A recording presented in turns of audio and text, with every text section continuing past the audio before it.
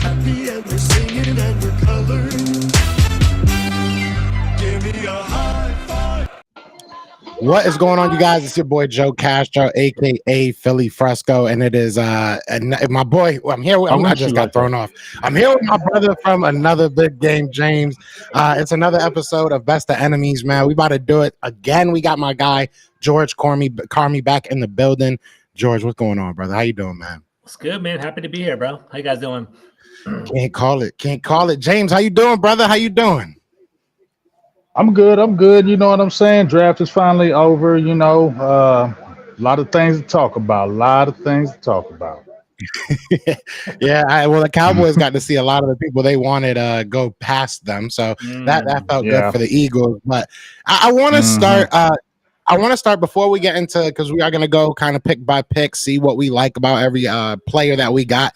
But we got about a week removed from the actual NFL draft. We've been able to see these guys, in uniform for the most part. We've seen a little bit of them running around in shorts and stuff. So I'll start with you, George. What was your first initial reaction to this whole draft? Sitting back on day 3, just being like, all right, this was the haul. What was your first reaction to it? We loved it, man. Or I loved it personally. I think Washington definitely turned their team around. Just to kind of put it out there, Washington has flipped 57% of their roster. It's a completely brand new team. I think Jayden Daniels is going to bring us a lot of upside on our team. I'm really excited about that. If you guys remember, if you guys particularly watch the show, we did our mock draft session here a couple of weeks ago. I drafted Jayden Daniels. I was excited about him. I think he has a extremely high upside, so I'm happy with that. Going into the second round, we also stacked up some picks. We had 3 second-round picks there. We had Johnny Newton, who fell in the draft, man. I think that was it was a surprising pick. We actually traded with Philadelphia. We can talk about that later on in the show. Cooper DeJean was on the board, but we ended up getting Johnny Newton, who I'm happy with. I like Mike Sanderson from Michigan. I like Ben Sinnott from Kansas State. So I think we have a lot of options here for our team. So got some high upside, bro. I'm excited about it. Definitely. James, talk to me. I haven't really asked you about this draft, but there was a lot of times that I was watching. Obviously, me and you did the first round together, but when I was watching day 2, day 3, I was like, damn, James, they might be in reach of one of the guys he likes, and then boom, they get taken. So what was your reaction from that first round of or that draft in total, I should say? Like I said, the first part of the draft, I would say the first couple of days, I felt okay. I felt like we were in that B status. Obviously they never hit the playing field or anything like that. But if you're just looking at the initial talent and what you projected to be, I liked our first 4 picks. Obviously the second round pick, Marshawn Freeland, was the surprise, the defensive end from Western Michigan, I believe. That was the surprise pick. But overall, in that first, couple of days, I did think that, even though they went after the Carson kid, and I think he may be a player, I thought you could have got a defensive tackle. We had talked about Marshawn Lloyd. We actually talked about Marshawn Lloyd in our show this week on The Final Word. And Law asked me, he's like, what do you think about Marshawn Lloyd? And they were going to it was between him and somebody else. And I was frustrated because that was my guy. So toward the end of the draft, I was a little more suspect. We got a Rogers kid from Auburn at the 7th round. They're pumping him, but I don't know. I don't think he's doing anything. And then we got another guy from Louisiana, big boy. So I felt like the last half of the draft were just more like projectiles, maybe just fill-ins, but I don't really think they're going to have a impact. So I feel like the bottom of the round kind of tapered off. But the first 4 picks, I will say I do like what they bring to the table, and I think those 4 will see the field rather immediately. Yeah, and I want to stay on the Cowboys just for a second. I'll talk about the Eagles obviously as well, but while I gotcha, I want to know, because the main thing we were talking about, I feel like every draft you were talking about, you wanted to walk out with a running back. The Cowboys did not walk out with a running back. They do sign Zeke. What was your thoughts as far as how that all kind of curtailed, how that all happened? I didn't like it at all. I did not like it at all. And anybody who knows, listen to the Dallas Cowboys, when we did our shows, I was staunchly against it. I knew, because I know how much Jerry and them love him. And I said this, I felt like, when they let Zeke go, it was like, go get healthy. We're going to bring you back. I think it was like that was the under table talk. We'll bring you back. Just go away from a year. We'll bring you back. And because it just felt like you went right after it. And I just feel like once you had announced it before the draft, I don't, they had guys on the board, they tried, but I just feel like, why are you talking up players that they lost? And with the Carolina Panthers, obviously, we remember the kid from Texas. They talked him up. They traded up to get him. I just felt like they were doing a lot of talking, and I felt like, we'll go for a running back, but we have Zeke. So if we don't get our running back, let's build this offensive line. And that's what I felt, and that's what I saw in this draft. So they have, Rico Dowdell, who I think I like him, but he is injury prone. I don't like that running room. That Royce Freeman, he's okay. I still feel like they need explosiveness. Yes, we have power, but we need explosiveness. And as I said before, Zeke is a more closer to me, not the guy that you're starting with. So, and I feel like they're gonna push to put Zeke in there because they brought him back. You know what I'm saying? I don't feel like he's gonna be the backup. They're gonna push Zeke to be the guy, and let's run it back and let's do this. And so I feel like they didn't go as hard at running back when they could have.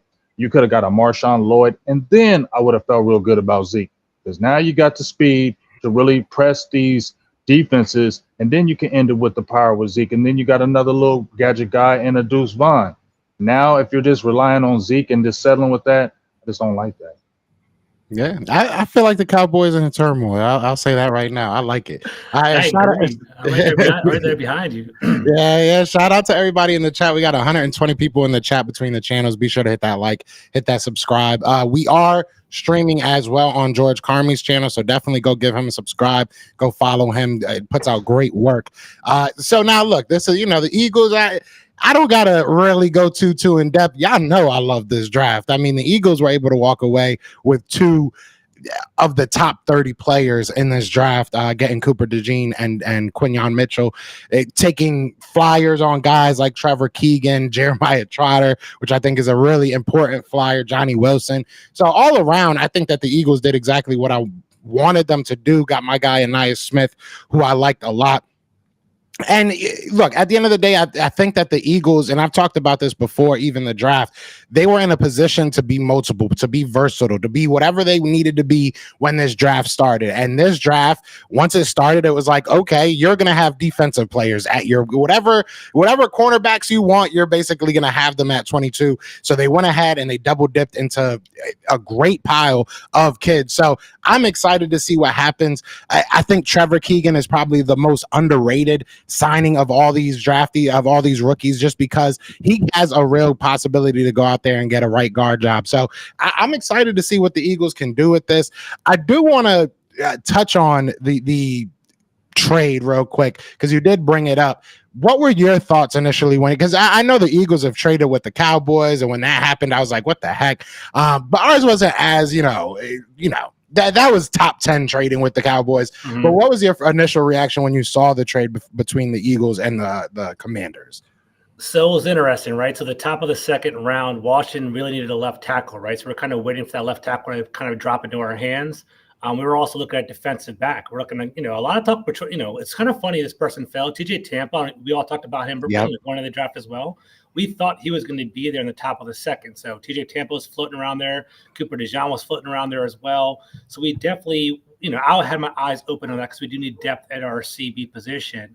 I was a little bit disappointed at first, especially we got Johnny Newton, and we got Johnny Newton, who is a top 15 talent, to be honest with you guys. He is going to start. He's going to be in a rotation for a defensive line. So I was a little bit concerned at first, but dude, walking away with 2 second-round picks, that's fantastic. We walked around 3 second-round picks. So like, if you look at it across the board, like in regard to DC, almost unanimously, we got an A grade on our draft board, because I think we're walking away with about 4 starters from our team, which is going to be pretty exciting. Jayden Daniels, upside quarterback. Walking away from that DeJean trade, it was either DeJean or Mike Sanderstill and Ben Sinnott, and we got 2 players that are going to be immediate impact players for us. And I don't know if any of you guys, even in the chat, Ben Sinnott, so definitely he's a flexible tight end piece, and I think it's going to help out Jayden Daniels a lot. So, it's collective. I think having 2 starters as opposed to 1 is a win trade. So I'm happy with that.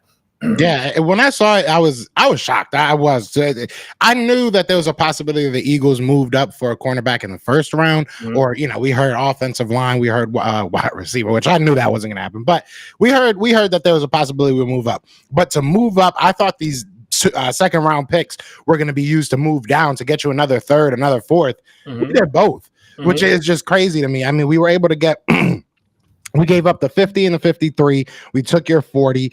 We also gave up the 161, and we also took your 178 and a 5th round pick, which was number 152. So we turned it into a lot. I mean, obviously the Eagles kept on trading. So that 4th round pick turned into like 15,000 5th round picks, but it is what it is.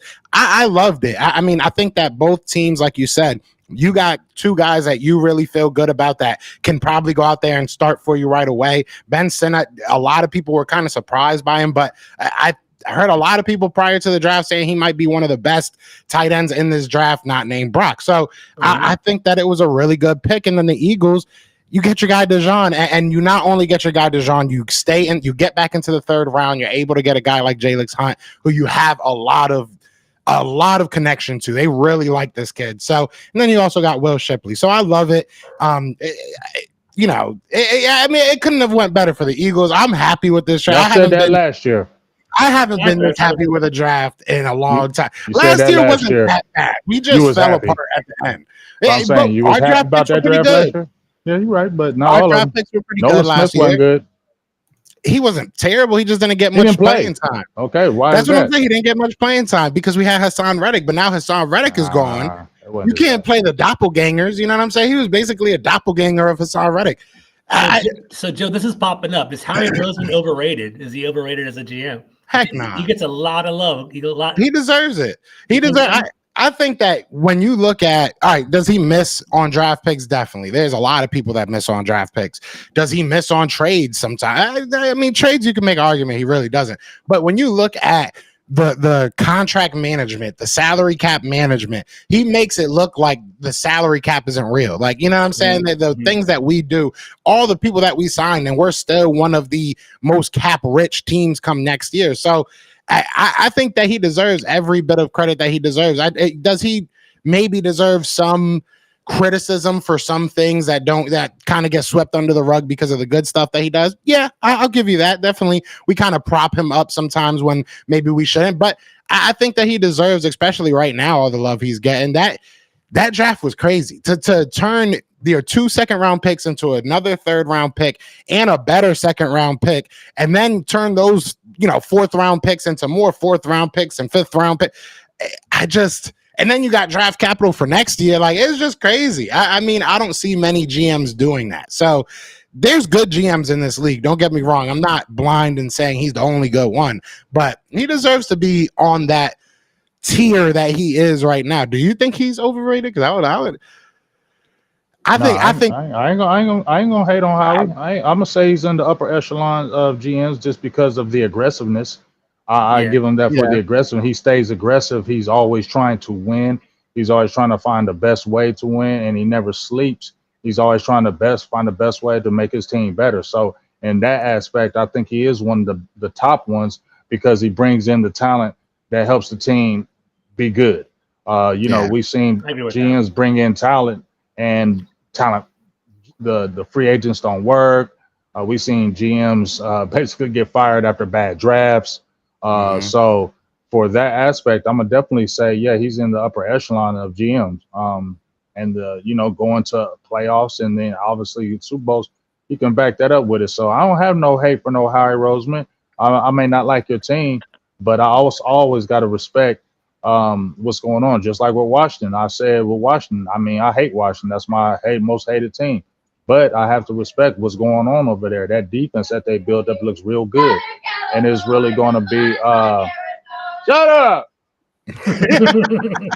And then it's going to be on Jayden Daniels, though. You feel me? We got to see what he's really going to do. But, Quinn got a really good staff over there. And I said it. They're going to be competitive. And I feel like they're going to split Dallas this year. I really feel that way. It's going to be fun to watch. I can't wait. I'm looking forward to this. So I do want to ask you, George, because we did talk about it prior to the actual draft. You did pick Jayden Daniels, if I'm not mistaken. You took Jayden Daniels in our mock. So we talked about possibilities, what he might be, what he could be. all of that was all hypothetical, but now it's real. Now it's 100% real. This is your draft class. Talk me through the Jayden Daniels pick. Talk me through what you are looking for him realistically, from him, I should say, realistically in year one.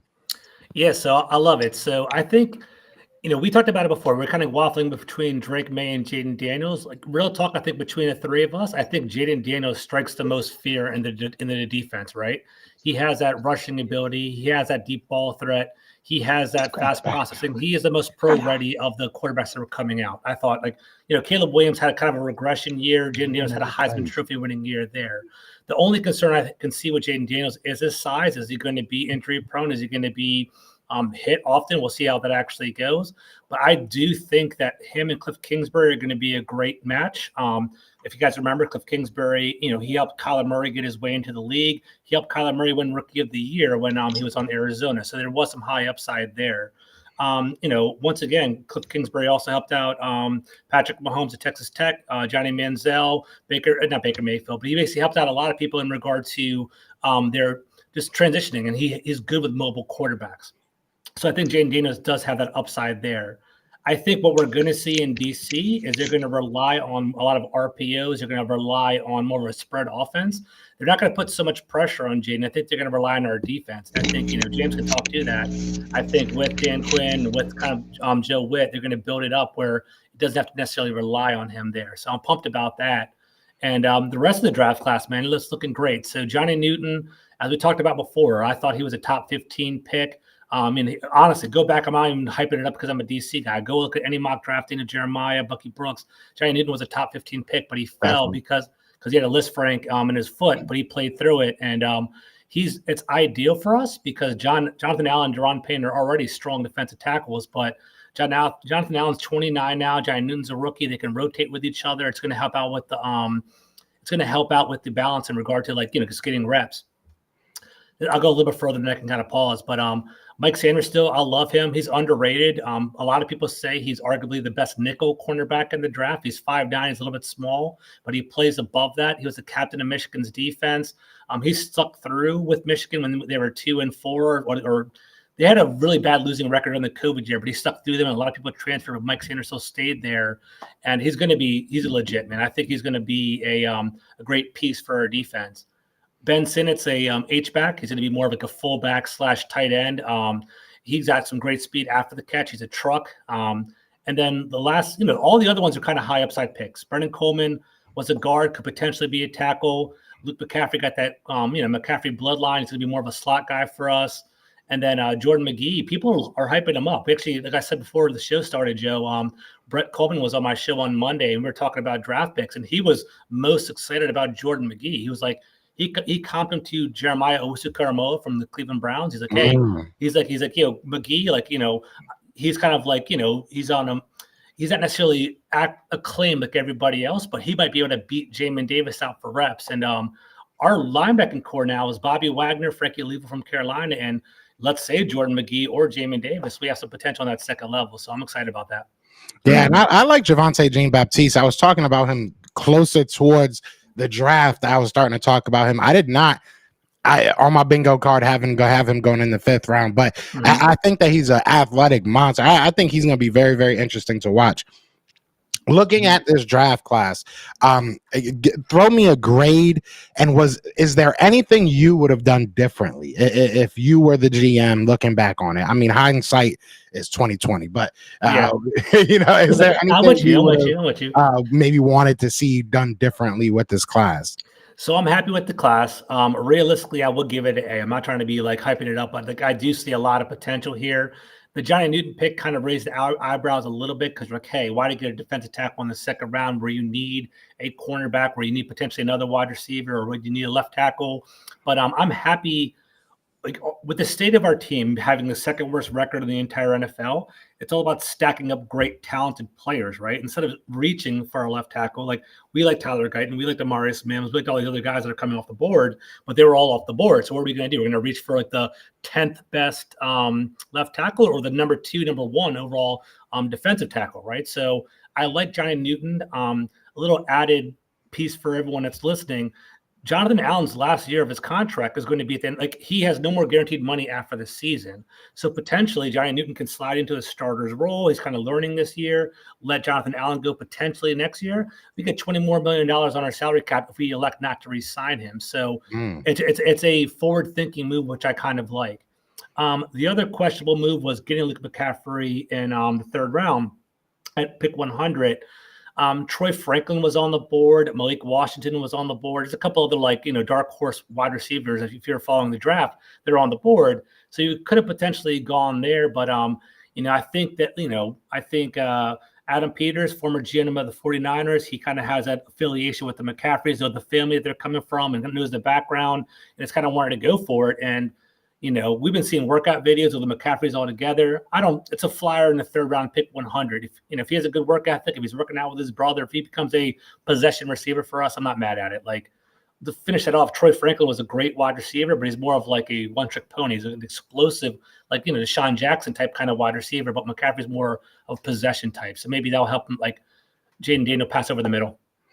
Speaking of Deshaun Jackson, did you guys see that the podcast that him and LaShawn McCoy did talking about Chip Kelly? No, I did not see that. Ooh.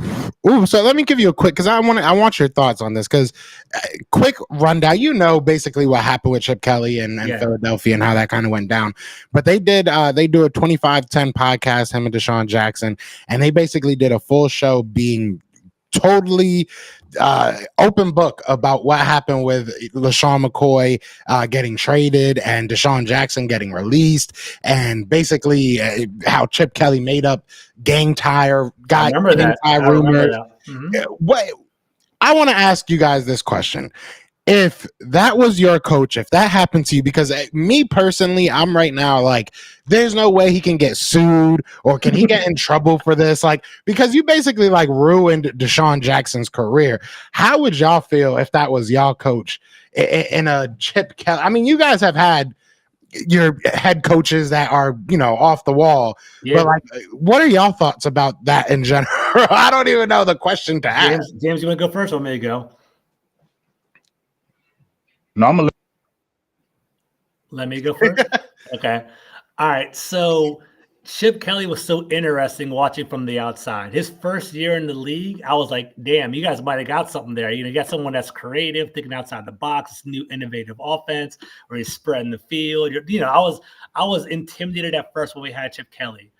Then I watched him single-handedly destroy the Eagles. I thought he was pulling off some of the best players on the team, dismantling what Andy Reid did, getting rid of as a Commanders, Redskin, Washington football fan, I was like, yo, Deshaun Jackson and LaShawn McCoy put fear into my team. I was worried to watch him every single week. Getting rid of McCoy, go check my receipts on Twitter. I was like, please, Deshaun Jackson, come over to DC. And he did. And I was hyped about it. He actually had a couple good years here in DC too. You said he ruined his career. I thought he actually did pretty solid over here in DC for a couple of years. So I was happy with him. And no, for real. And so for one, I thought Chip Kelly, he broke you all down. The best part about y'all is you recover pretty quickly and you got to turn your team around. There's got to be some way to press charges, right? in regard to the other question, like slander, libel. I don't know what the actual legal term is, but I remember there was a gang tie affiliation that they were talking about constantly on Twitter, and I was like, dude, I don't care as long as you play football on Sundays. Come over to the Redskins, I'm down for it. So that's kind of where I'm at with it. Yeah, I was so mad. James, how did you feel about all that? I mean, you know what, Chip Kelly is. I mean, that's wild and that's crazy.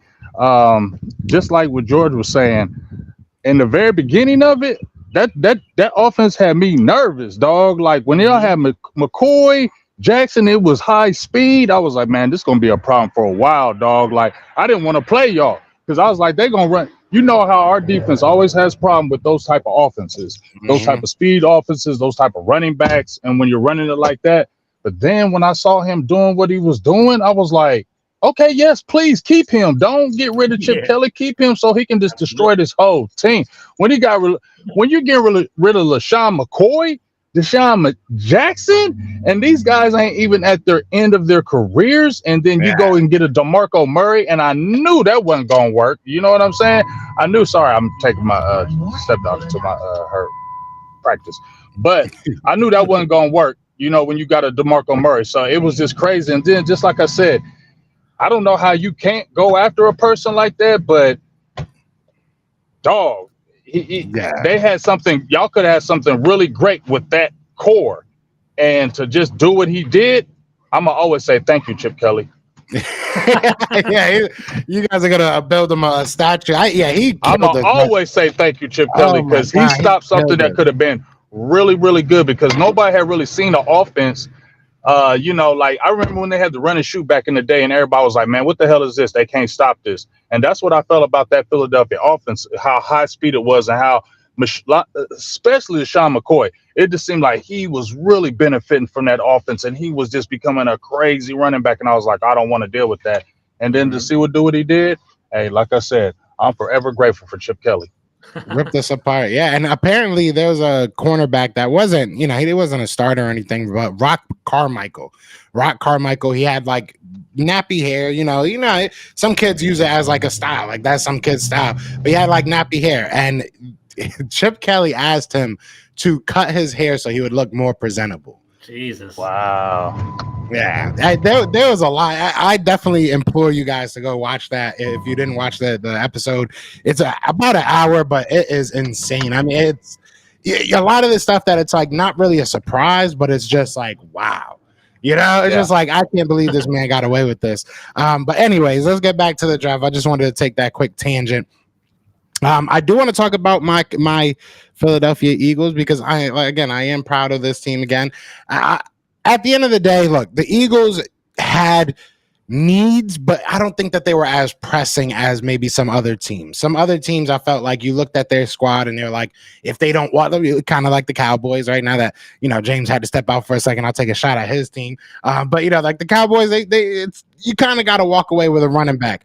But I don't feel like the Eagles had that type of need. I don't think there was one certain position that they had to walk away with, but cornerback was definitely something that you wanted to look at towards the future. I talked about how they got both of those guys. That's amazing. But guys that really, I think, really stuck out to me again was the Jeremiah Trotter pick. I talked about Jeremiah Trotter. I have said that I'm not the biggest proponent on. I didn't think that Jeremiah Trotter was the top dog like a lot of people were saying. I didn't think he was the best linebacker in this draft, but to get him at pick 155 in the 5th round, I think that was beautiful. It's a legacy pick. It kind of like what you were saying with Luke McCaffrey, except we had kind of like, we had a dog in the fight, so to speak. Yeah. It's one of those guys that you have the NFL in your background, you have that in your blood.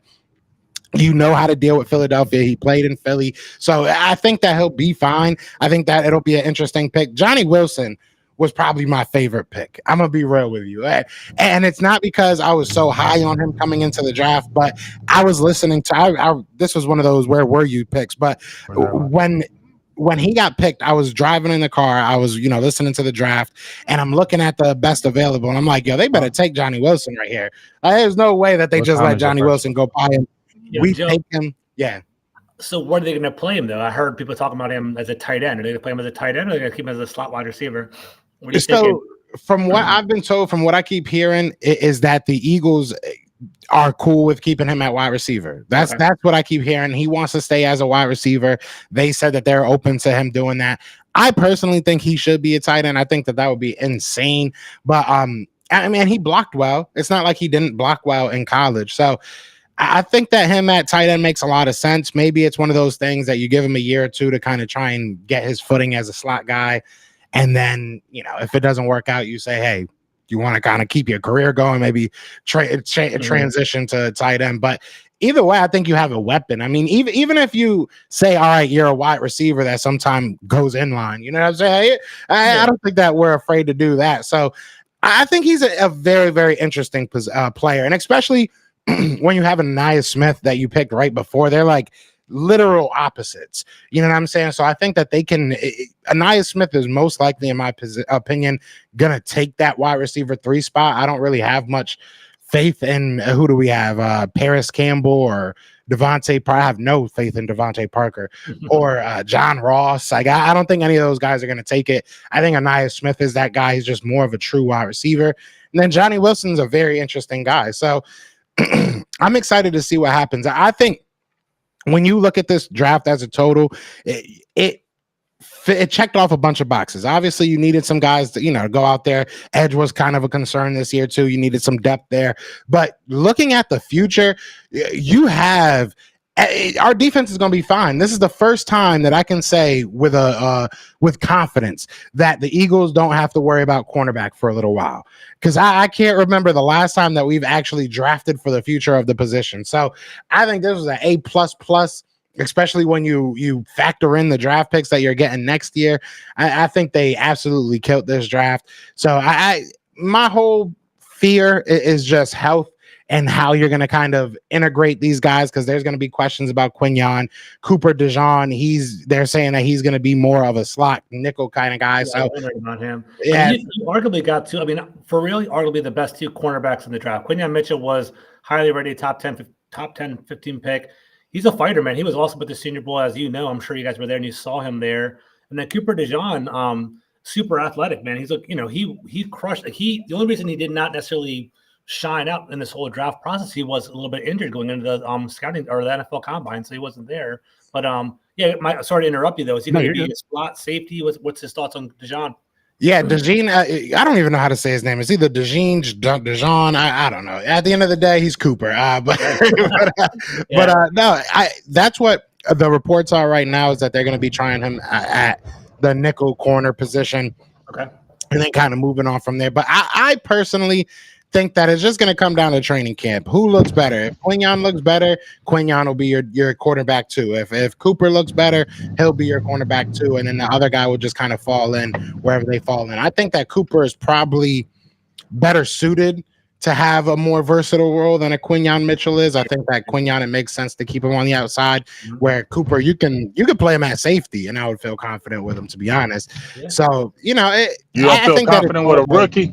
You talking about feeling confident about a rookie, dog? Come on now, you gotta let him see. I feel confident. Yeah, you got if you're playing him with the guys, he's still a rookie. You got to see how he looks in mini camp and preseason. You feel me? Because, you're going on trajections. You know what I'm saying? And safety ain't no easy position to come in and play neither. No, definitely. I definitely agree. But my thing is, you already have guys that have been there for a while. You got guys like Reed Blankenship. You have Chauncey Gardner-Johnson that know the defense, right? And they know what, they're going to be asked to do. So if they think that he's ready, I think that that's obviously the barometer. If they think that he's ready, I think that he's ready. So I'm not nervous about any of these guys if they have to go in and start. Like, literally up until probably, I'll say, like Johnny Wilson, like Trevor Keegan, I think has a good shot of starting. I think Jeremiah Trotter has a good shot of starting. Will Shipley probably not, but he'll see some time. So I mean, I feel comfortable with all these guys. It's just like you said, I have to see what they do at training camp and see how they look when they put the pads on. But hey, I feel good. I say A++. There's not much I would have done differently. I would have probably gotten Edger and Cooper. That's probably the only thing I would have done differently. I really wanted Edger and Cooper, and he was there, but you took Cooper DeJean, so it's like I can't really complain too much. It is what it is. But shout out to everybody in the chat. We got 272 people in the chat, so be sure to hit that like, hit that subscribe wherever you are. Now, I don't know how y'all been waiting for this, but I've been waiting for James to explain this draft to me. So I'm excited to hear this one. I'm going to sit back, drink a little bit of my tea. We saw a lot of these guys. One thing I will say that is cool, you had the best undrafted free agency probably in the show's history. No. You Oh, did. yeah. You already know why. So you can get it if you want, but yeah, you had an amazing undrafted free agency. But yeah, talk to me about your draft and how you're feeling. We got to see a lot of these guys up close and personal, which is cool. Right. Well, first of all, I looked at both of y'all's drafts and I was like, hey man, y'all had some good drafts. I liked your picks. I will say this. I hope Newton does something over there, because I would love to take some Jonathan Allen away from y'all next year. Come on over here and play with us, dog, because I love Jonathan Allen. Ever since he had that rant, he been one of my favorite players. You know what I'm saying? So I was like, that dude, he cares. So I'd love to have Jonathan Allen. And plus, when y'all got Newton, you know what I mean? Go ahead and get rid of John Ridgeway. Let him cut him, let him come on back to Dallas, dog, because we need some Ridgeway. We need defensive tackle help. We like him in DC. Yeah. Y'all got that crowded room. Lose somebody. If y'all lose somebody, we'll take them. But if we talking about our draft, you was there. Joe, when we picked our first pick in Tyler Guyton, I think what happened for Dallas was good for the fact of they did the trade back and they netted the 3rd round pick, which gained the pick back from losing the 4th round pick that you traded for Trey Lance for. So that was the good thing. They almost, in my opinion, had to do that. A couple people came off the board that they thought they were going to get. Troy Fontenot, I think he probably would have went to them if he was available. And then you had Jordan Morgan, who I interviewed, and I liked him. And then you also had somebody else went that they went. Graham Newton.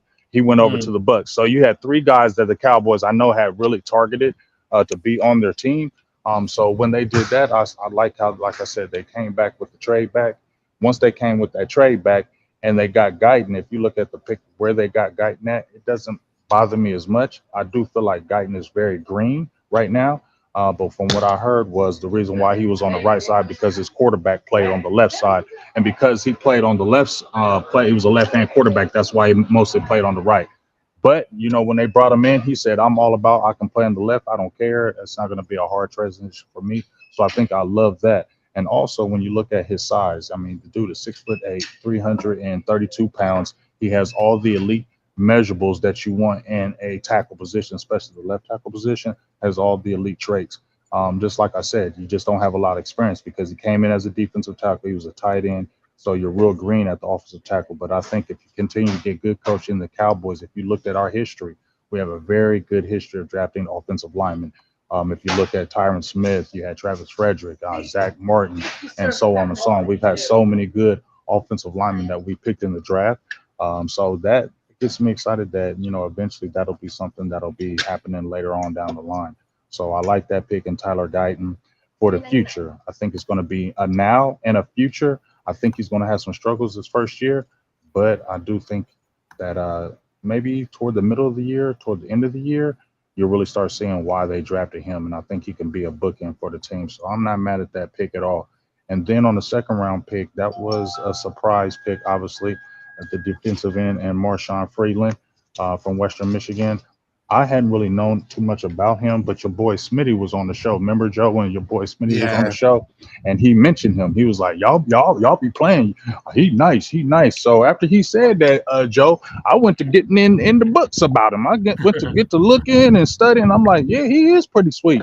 You know what I mean?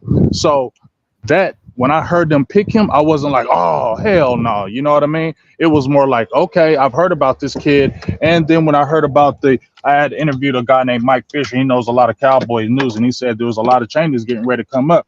And DeMarcus Lawrence being on the last year of his deal, now you can potentially look for a replacement. And this guy right here, he can put his hand in the dirt. He can stand up. He plays with his hair on fire. He has a good mirror where he can mirror the players. He can gear down. So he has a lot of good traits. And the thing is, like I said, he's relentless. So I like it for a future and a now because that could be he could be in the rotation now and he could be your starter next year. And then I think go ahead. I was going to say, James, I did some research on Marshawn Nealon before the draft too because Washington was looking at edge.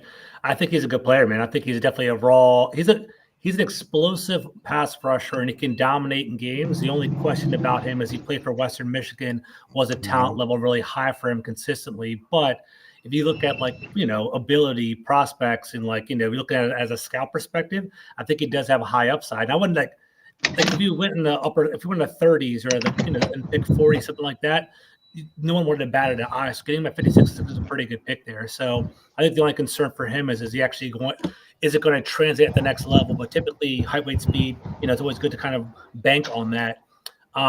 My question to you though is for Tyler Guyton, is he going to be your immediate starter or is he going to be because Guyton, I agree with you. Everything you said is 100% true. He has a size, he has the upside, but he is a little bit green. Do you think he's going to start the first couple of weeks or do you think it's going to be transition as the year goes on? Honestly, we're going to see. I think training camp is going to be huge for him. Just like Tyler Smith the year prior, when we drafted him, they drafted him at left guard, right? And he was going to be the left guard of the future. Then you saw Tyron Smith go down, and we saw that Tyler Smith could play tackle, but he was mostly playing a lot of guard. So I was a little bit nervous right then when that was happening because he had not played guard all training camp. Not played tackle all training camp. And then right before training camp ends, Tyron Smith goes down. He jumps right in as a starter. So, it was a little bit nervousness right there, but you saw what he did. He hit the ground running and had a really good year at the left tackle position. Even though he gave up some sacks, you saw the potential. So much of the potential that you were like, hey, we can keep him at left tackle and just go ahead and let a Tyron Smith go. That's how good he showed, in my opinion, in that first year. So I feel like coming out of this year, I think, like I said, training camp is going to be the huge thing for him. How does he look in training camp? Does he look like a guy that can hit the ground running? So I think that's what the experiment is going to get. It's going to get a lot of work in the preseason, I believe. And I think that's really going to be the barometer. They got Chuma Odega. He played tackle for us last year. I'm not really excited about him, but we do have a pick in the 5th round from last year and from North Carolina, and Sim Richards. He played a lot of left tackle in preseason, and he played he played left guard and left tackle in college. So I think if he shows anything, they might try to go with kind of those guys before they try to throw him at the fire. So I really think, how comfortable does he feel in training camp? And if he feels good in training camp, then I think they'll put him out there and hit the ground running. But if not, I think they'll go with the veteran and kind of slow bleed him in there. There you go. So, but I think our third, I think he's going. I think, like I said, the elite traits, he's going to be. I think he's going to be real good. It's just going to be a kind of a struggle this first year, But I think the guy that everybody's excited for is the Cooper Beebe pick. That was the trade back pick that you got in the 3rd round. He was the guy that was on a lot of people's radar, and he was the one that I know a lot of people were talking about in Cowboys land, that get him. Obviously, y'all remember Travis Frederick. He was a dog. Everybody talks about they reached for him in that 1st round, and you saw what he did. And if he didn't have that disease, he probably still would be the starting center. So you had a guy that came out of there that was maybe they thought was overrated and was could have been a 10-year starter for you. That's what we're talking about. What possibly could be with Cooper Beebe. The dude is from a football family. Dad was a coach. Dad played football. Both his brothers play football. Like I said, I think his younger brother plays at K-State right now. He's like a lumberjack. He's the guy. You feel me? He's our one that he's hitting the ground running. Obviously, you don't have a center. You lost Tyler Biadasz to you guys, obviously, and one of the problems that Tyler Biadasz had with the Cowboys was power.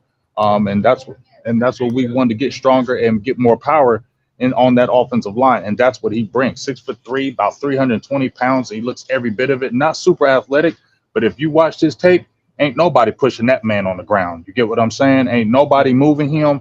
Ain't nobody pushing him back into the pile, pushing him back into your quarterback. You got a staunch guy who you can run your running backs in between the tackles and the guard and your center. That's what we need. We need. One of the biggest problems with the Dallas Cowboys offensive line was we had a good offensive line, but when we needed that 1 or 2 yards, we could never get it. And it was because we weren't a physical offensive line. And when you picked up Guyton and when you picked up Cooper Beebe, I think that's where you brought the physicality back. And I think that's what the Cowboys wanted, especially if you brought Ezekiel Elliott back. And especially if you look back at the running back room, it's all power. So might as well have a power offensive line. So that makes sense right there. And then when you talk about your other pick, which was in the 3rd round, which was Maris Leafield. If I said it correctly, if I said it wrong, please forgive me, dog. But we have been talking about Maris, me and you, Joe, all Senior Bowl. And my girl, Stargazer, shout out to her. She's the one that kind of told me about him. And I said, I'm definitely going to look at him. And he was one of my guys. Once I watched him intently at the Senior Bowl, he was one of my guys I wanted to draft. Okay. So I thought maybe they reached a little bit in that 3rd round. But I felt like they probably had to get him now because that 4th round, we didn't have a pick. And I felt like he probably would have been gone if they were picking by the 5th round. So I see why they did it. Obviously, the linebacker room, which was terrible last year with us, is a lot better this year. You got Damian Wilson, Demarion Overshown is coming back. You still got Damone Clark. You picked up Aaron Kendricks. So now the linebacker room looks a lot better. And then you bring in Maris, who is a guy who plays with his hair on fire as well. Super aggressive, maybe over aggressive at times, but I'll take that. And I like the linebacker room, and I think he could be a guy that you definitely play on special teams right now. And then you sprinkle him in and then see how he learns. But I think pinning him with Kendricks is a great person to be a mentor from or a mentor to with Kendricks. And I think that's a good pick right there. And then after that, this is where, when y'all said, where would y'all kind of change things? When they went after Maris, I believe on that pick, that's when Trey Benson and Marshawn Lloyd were still available in that 3rd round. that's where I felt like they could have did and got a Trey Benson, but obviously it may not have been that high on their board. But that's where I felt like you could have got the running back, and you still could have got a linebacker. Jaylen Ford was available when you picked Carson at that pick from Texas. He was a linebacker that was picked right after that. So you could have got a linebacker. You know what I'm saying? It could have happened, and you could have had your running back and still kept an Ezekiel Elliott. You could have really did it. So that was my frustrating part when you went and picked Carson in that 5th round. Also, when you picked Carson and they went for Ryan Flournoy, the receivers from small school, Southeast Missouri State, I believe, you could have got a defensive tackle right there. There was a kid from Northern Illinois, I believe. I can't remember his name, but he was really good. My guy that I was talking about from Mississippi State, Cremedy, was available, Joe. And there was another defensive tackle, Wingo, from LSU. All those guys could have been had at the defensive tackle position, but you went and got the Flournoy kid and the Carson kid. So that's where I was kind of like, I didn't like that because I don't know what Flournoy does for the team. Obviously, he may have a chance because our receiver room, if CeeDee Lamb goes down, is bad, right? So he's got 4.4 speed, had a 39-inch vertical, had 11 broad jump. So the athletic traits are there, but just like George said, you went to a small school, though, bro. We don't know what you can really do for the team. Nathan Thomas, that's a project. That's why I can't really talk about him. I ain't really seen too much about him, but that's a project, and I don't even think he sees the field. And then Justin Rogers, who they're pumping up as this 7th-round draft pick, I ain't pumping up nothing about that dude. He's average. He just like all these other big defensive tackles that they draft that don't do nothing. And I just think they don't know how to draft defensive tackles, period. So first part of the draft, go ahead. What I'm catching from you is running back and defensive tackle. You're still worried about that going into the season? Sure, receiver too, if we're really talking about it, because the CeeDee Lamb go down, we in trouble. You know what I mean? So all that in general, the receiver position, I think you still need speed because you don't really have it. Flournoy, like I said, played in a small school. I can't get hyped on that. I can't get excited about that. You haven't played anybody. So where do I think you're going to be in the rotation? Defensive tackle, you got Mozzie, who's had shoulder surgery. He may not even be ready for the start of camp. That's what they're talking about. So you got rid of Jonathan Hankins. You have Carlos. You have the guy from they picked up from New York. Carl Long. What has he done? And then you got somebody else who we don't even know about. So that defensive tackle room is small again, and it don't matter if you got linebackers if you don't got no defensive tackles. So that's the frustrating part. You're talking about stopping the run, but you don't have anybody in there in that defensive tackle room that can stop the run. Obviously, we got the June 1st cuts coming. We know that's going to happen. People are going to get cut from training camp, and that's what they're going to kind of wait for. But honestly, I don't see anybody significant that's really going to come in and really help this team like that. And then, like I said, I think we need more explosiveness at the running back position. I don't want Ezekiel Elliott to be the bell cow. I hope they don't have that thought in mind in doing that. And I just feel like they need more explosiveness on that running back position. So in those places, I feel like they're lacking, but they definitely build up the trenches on the offensive line. And, they always want to do that. Yeah, the Cooper pick, I feel like maybe I'm reaching here, but I feel like if y'all would have switched Cooper and Tyler Guyton, Cowboys fans would have been elated. They would have been like, oh my God, we got the best. Because I feel like Cooper is probably more of a finished product, in my opinion, than Tyler Guyton is. But good players. I mean, the first 4 players I really like. I really like Kalen Carson. Maurice, yeah, you could say he's a little bit of a reach, but the way that the board fell, it is what it is. Marshawn Nealon, yeah, we talked about the Eagles, I think, had a top 30 visit with him, if I'm not mistaken. So we definitely had interest in him. But yeah, overall, I give the Cowboys like a B. I would say like a B. I think a B is fair. What would you grade your draft? I gave him C+. You feel me? So I'm nicer than you. Yes. Yeah. So a lot of people gave because they're looking at those top halves. I heard a lot of draft publications that liked our picks at the end. To me, they remain to be seen, and do they get on the field? So I gave it a high C+ just for the back half of the draft. And, I was at the B+ range in the first 4 picks, but I felt like they dropped a little bit in those last 4. So that's why I went with the C+. Word. Shout out to everybody in the chat, man. We got over 300 people in the chat, have for about like 20-30 minutes right now. So I appreciate all y'all. Be sure to hit that like, hit that subscribe. We got my guy George Carmi on the show.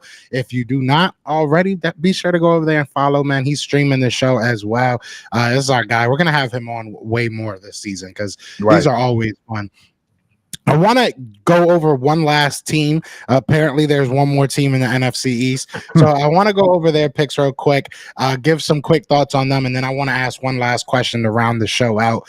But we'll look at the Giants. I had no idea that this was a team in our division. Apparently, they play Sundays too. But they had a smaller draft. Is this all their picks? I'm like, is this really all the picks that they had? But they went ahead, got Malik Neighbors at number 6, when I think a lot of people thought they might be going quarterback. They go wide receiver. They're giving Daniel Jeremiah another chance. So that's honestly where I want to start. How did y'all react when you saw Malik Neighbors going to the Giants? And do you think that was the right pick? I can start off. Malik Neighbors is a great player, man. I love Malik Neighbors. I think he's 1A with Marvin Harrison Jr. Like, he's one of the coming out of the draft and, coming out of this college football, I think he's probably one of the best run after catch wide receivers in the entire draft class. I love him, but he looks miserable. Like, we're laughing about it. If you look at every single picture that he has, he's like upset, like fake smiling. Like, go on like the Giants Twitter, look at him signing his contract. He is at that, like, the get out face where he's like, why am I even here right now? He's not happy to have Daniel Jones be his quarterback. I guess from what I gathered, and I'm sure you guys catch us too in the NFC East circles, the owner loves Daniel Jones and thinks that he's worth investing in. I think they keep on reflecting back to 2022, where like he had a pretty good year, and he thought last year was kind of injured, so that's why he might bounce back. I don't see it. I think Daniel Jones shouldn't have been paid. I think Daniel Jones is what you're not supposed to do in the NFL. You don't pay a QB price tag for an average player, if that makes any sense, right? They overpaid for him, and they kind of pigeonholed themselves as a result of that. J.J. McCarthy was still available. Michael Penix Jr. was still available. Bo Nix was still available. They could pick any quarterback they wanted there. I was surprised they didn't get McCarthy, to be honest with you. Malik Neighbors is probably the best quarterback on the draft.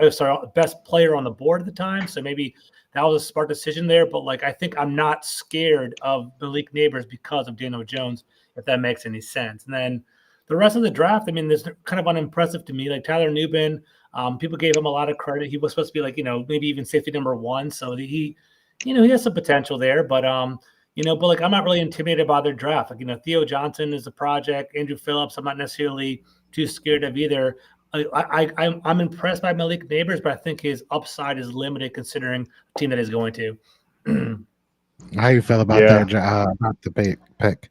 I'm gonna go with George on that, especially with the Malik Neighbors pick. When they picked him, I know he was mad as hell. Like, man, I ain't even gonna get the ball this year. You know what I'm saying? Like, they got the kid last year. I can't remember his name. That was really fast from Tennessee.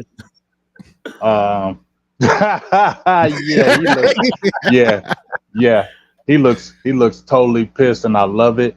Daniel Jones, come on, bro. Let's I don't know what that owner sees in him, but you know what? I'm not mad at it. I want that owner. I want that owner to say, I love Daniel Jones. I want that owner to say, we got a lot of things that we can do with Daniel Jones. I want him to say all that, because every time he says that, that makes me happy that that's one team we ain't got to worry about. So obviously it's going to be Washington. It's going to be Philly that we'll be talking about, but we ain't got to be worrying about them Giants, because this draft didn't have a lot of picks, but it was this felt like kind of just mediocre beyond Neighbors. You know what I mean? I just felt like, Phillips could maybe do some Theo Johnson, but it was just like kind of when you got a quarterback like Daniel Jones, I don't know where you get excited. So keep that guy in there. Don't get rid of him. Don't cut him. I want them to keep Daniel Jones as long as they can, because as long as they keep him, we ain't never got to talk about the Giants. Facts. Yeah, I will say I like Theo Johnson. You knew that I like Theo Johnson. I believe he was the player of the week at Senior Bowl for his side, if I'm not mistaken. So he's a good player, and I thought that this tight end group in general was kind of getting slept on. I think that there are some good players. Andrew Phillips, the Eagles actually met with him. He has some speed. I can't hate too much on that. Tyler Nubin, like you said, he was. A lot of people thought he was like the safety number one. Mm-hmm. I never really saw. I always kind of had him at like number 3, number 4. I didn't think he was bad by any means, but like I never really put him as that top tier guy. But a lot of people did, so shout out to him. Darius Masau, I think that's a good flyer to take in the 6th round.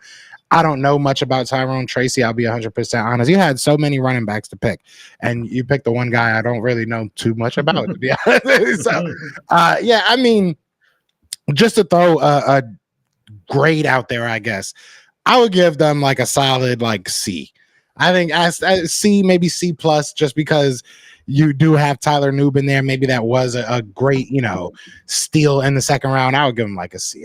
That's really where I'm at. What would y'all give them as far as grade goes? I'm thinking C minus. And if you look at the actual, if their roster right now, they have no explosive people on offense, man. They have Malik. So they have Malik Neighbors. They have Darius Slayton. They have Wan'Dale Robinson. I guess they dropped Jalen Hyatt a couple of years ago, the guy from Tennessee that James kind of talked about. I don't know. We'll see what happens there. Their tight ends, Darren Waller, man. He's talking about retiring. He's dropping the ball. He's divorcing Kelsey Plum. I don't know why he's doing that. We got Devin Singletary at the running back. I mean, come on. They're not looking too impressive. The Giants, man. I mean, whatever. We got to see. I'm not impressed right now. We'll see what happens. But once again, Washington's got to step up the game up to you. I'm not going to talk too much trash right now. But, yeah, I mean, I don't know. George was feeling himself a little bit. He's like, we had a good offseason. Man, F these Giants, right? I feel that.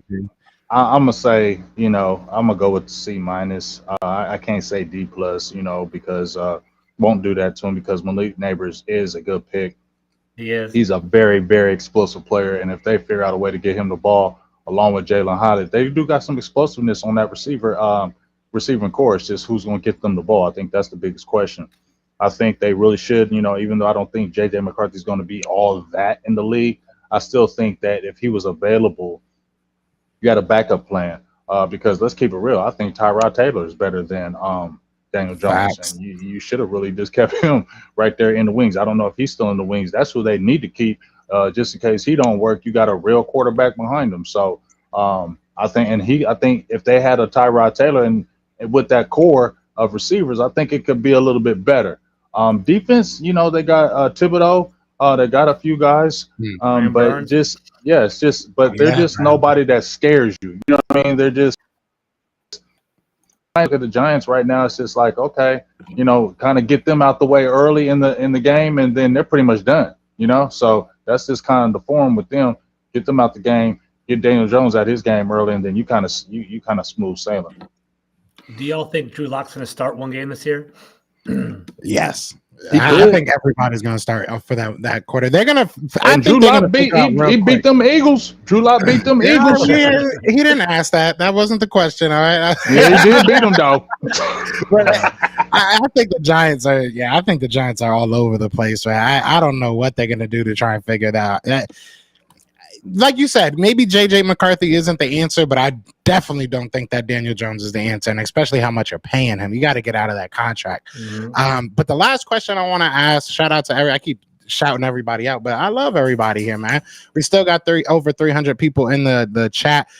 This is going to be the last question before we get out of here. So before we do get out of here, be sure to go follow George. Look at his name. You can follow him on Twitter. That's his Twitter handle, and he is streaming this show as well. So definitely go show some love. But the last question I want to ask both of you guys, because this is what it all comes down to. We could sit here and say, oh, they suck. We don't care. We don't. But has your team done enough? I'll start because obviously the Eagles went on a historic, dramatically ugly run towards the end of the year. So there was definitely improvements to be done. I think the Eagles have done enough. And the answer is also a question because it's like, what is enough for the Eagles? What are they trying to do? To me, it's Super Bowl. You are looking at trying to get into the Super Bowl every single year that you have the core of guys that you have. So I think that they added enough players to be prepared for right now and get better right now, but also keep that Super Bowl window open. So between picks and, actual players that we were able to receive this offseason, I think that the Eagles have done enough, and I'm sure everybody on this panel will agree it's not even close to over. There's still, free agents that are going to be out there, cuts that are going to happen. So it's not over, but I do think that the Eagles right now have done enough to feel comfortable moving forward. So we'll start with you, George, since you are the guest. But do you think the Washington Commanders, or whatever their names are going to be next year, do you think they have done enough to finally compete in the NFC East? I think they will compete, man. It's all going to come down to Jayden Daniels. I think there's two parts of the question, right? Did they build the team well this offseason? They did, right? They got Bobby Wagner, they got Frankie Louvu, they got Jeremy Chin, they got Biotish as their center. They got Dorrance Armstrong as a defensive end. We're kind of plucking these Cowboys one by one from your team. Yeah, y'all always plucking. Y'all always plucking. we do. So I think our roster has a nice high floor. I think our draft pick's going to do pretty well too. I think Ben Sinnott, that tight end, is going to play a lot. We had Zach Ertz, believe it or not. So we had that veteran presence, but I think Sinnott's going to be more of like a complimentary piece. Going to be playing a lot there. We had Austin Eckler as another running back as well. I mean, they're trying to win now. They're not trying to slowly. I think they're trying to build it while they're moving. I don't know if next year is going to be the year, but I think there is potential. I can see Washington winning, like 7, 8, 9, potentially 10 games. It's something along the lines of that, depending on Jayden Daniels' play. And we see it every year. We saw the Texans go from nothing to, making noise in the playoffs, final 8 teams in the NFL. So we'll see how Jayden Daniels does. If he has like a rookie of the year type of deal, that'd be good. Real quick, someone's asking about my channel link. So, my guys, if you want to follow me, it's the Big Doug and Carmi show. Actually, I'm transitioning into a new program, and we'll talk about that when we close the show in a moment. But yeah, so thank you for that, Ms. Ray. I appreciate that. But we'll see, man. Jayden Daniels, we'll see how he plays out. I'm pretty excited about that. And James, how are you feeling about your Cowboys? Have y'all done enough? I don't know. I'm in that middle. Have we done enough? I think they really helped that offensive line. Maybe I feel like the offensive line that wasn't really a detriment last year, but it was so uneven. I think the offensive line, if those rookies and Tyler Guyton and Cooper Beebe really hit the ground running, I think that offensive line becomes a strength. You got Terrence Steele coming back from that torn up knee. I think he gets better because he showed a couple years ago why they gave him that deal.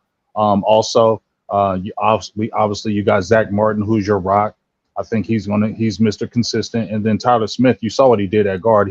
I think he's a perennial all-pro there at guard. So if those other rookies hit the ground running, that quote unquote may have been a weakness last year will become a strength. So in that aspect, you did enough. You protecting your quarterback, but I think where I'm like, I think it's kind of in the middle is because I still feel like that running back room is not upgraded. You're relying on kind of the old school type of theory, and I don't think it's going to work. And I just feel like your defensive tackle room needs to be upgraded, and you're waiting for these June 1st cuts. And I wonder if that person that gets cut is somebody that you want, because if you look how Dallas signs their players, they don't get young players. They get guys more toward the end of their careers, not the beginning, because the older players are going to take the cheaper contracts, right? So you're not going to get the 26, 27-year-olds. You're going to get the 32, 33, 34-year-old guys, right? Because those are the guys going to accept 2-year deals, because that's as far as Dallas goes on that position. And it doesn't cost money. They're not going to pay money. So I feel like, no, I don't think they did enough. They did some enough on that offensive line, but as a whole for the team, no, I don't think they did enough for the team. I feel like they still need to upgrade positions. And I feel like the guys that they're waiting on, because if you've seen the last 4 years how they done Mike McCarthy, they've been active in free agency and side free agents around March and before the draft. They haven't done that this year beside Kendricks, and that's kind of alarming to me. And that's what's standing out to me more than anything else. Yeah, that's music to my ears. I love that. I love that. I ain't mad at that. Hey, but I'm looking forward to this. We could say all that we want right now. At the end of the day, nothing really matters till it actually, hits the ground, hits the field. Then we'll actually be able to know what's going on. But I think this is going to be a really fun year because we are pretty darn competitive. I mean, Washington really can compete this year, and I'm not just saying that because he's here, but they really can. They can do something this year. So I think it's going to be a lot of fun. Well, we won't be the NFC least this year. It'll probably be, maybe back to the NFC beast. We'll be feeling ourselves. But before we get out of here, we still got 333 people in the chat. I just dropped the link to George Carmi's show at Big Doug and Carmi. So definitely go follow them if you haven't already. But before we get out of here, George, let them know what you got coming up, anything they should be looking out for, and just where to follow you. Gentlemen, first of all, thank you for having me. I love coming on this show. It's a blast every single time. We should get together during training camp season and talk about what we're hearing from training camp and what's happened. Kind of like local reporters from the show. Be awesome. Be great. For those of you in the chat, man, thank you for jumping in and talking to me during the show. My name is George Carmi. My Twitter handle is at gcarmi21. I do a show every Monday, Wednesday, Friday with Big Doug. It's called the Big Doug and Carmi Show. We're getting some good guests. We had Brett Coleman last week on Monday. We had Rafe Hassan on Wednesday. We're going to start getting into more fantasy football. It's going to be our next big move. We have Andrew Erickson from Fantasy Pros coming on next Wednesday, talking about, people to draft and dynasty drafts as well. So we're not just Commanders content. We try to be NFL industry, kind of everything. So we're trying to be all encompassing. So check us out, man. I'm glad to hear it. Definitely. James, you got anything you want to say to these beautiful people before we get to Tabata here? It is a beautiful Friday. So I know we all going to have some adult beverages. Absolutely. You know what I mean? Definitely. I'm having one right now. Lord forgive me. There you go. But, there you go. Only thing I have is shout out to everybody that's in the chat. Love, we had over 300 in the chat. Really appreciate y'all hanging out with us today. Like I said, love having George on here. We're definitely going to have him on here more. I think he just adds a great element to Washington, to the Washington side. And like I said, I feel like Washington's going to be competitive this year. So I think it's a good thing that, George is going to be here. It's going to be contingent on that quarterback. But I just want to give one last shout out to my dog, Julius Wood. You had mentioned it before on the undrafted. And I said this before and I'll say it again. If you're an undrafted rookie free agent, the best, honestly, the team, in my opinion, is to come to is the Dallas Cowboys because you really have a chance. They have had tons of undrafted rookie free agents or free agents come to the team and play significant roles. Tony Romo is one of them and plays very significant roles on the team.